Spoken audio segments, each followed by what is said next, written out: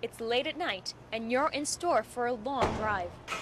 If you're far going on the go, you're probably not thinking about getting into an accident. But you could.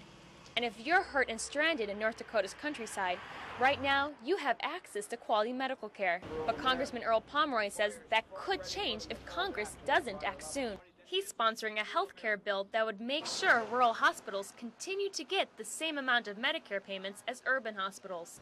The wins we have achieved in the past through this Rural Health Care Coalition in supporting stronger financing of our rural hospitals cannot be lost now as the 3-year authorized period for those provisions comes to an end. Congress passed a similar bill 3 years ago, but its provisions expire in October.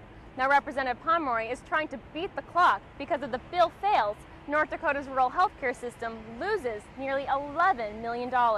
There is this inequity between rural and urban America, and the legislation, I think, will go a long way to begin to correct those inequities. Paul Lee lobbies for rural health care.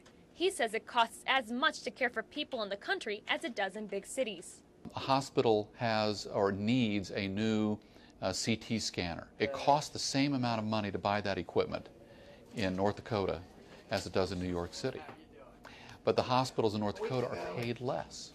Their ability to buy that new CT scanner or that new MRI or another new piece of equipment, to have the state-of-the-art equipment, much more difficult for them to do as a result. Pomeroy says higher Medicare reimbursements for rural hospitals won't empty taxpayers' pockets. We're going to find most of the funding by addressing an issue that I think is ridiculous, and that's the overfunding of insurance companies. Now, there's just no reason to basically take taxpayer dollars, lard it out to insurance companies when you've got these other glaring needs. But Pomeroy's budget is tighter this year than 3 years ago. And now he must persuade Congress that rural hospitals are worth the money. From Washington, Christina Paschyn, Fox News.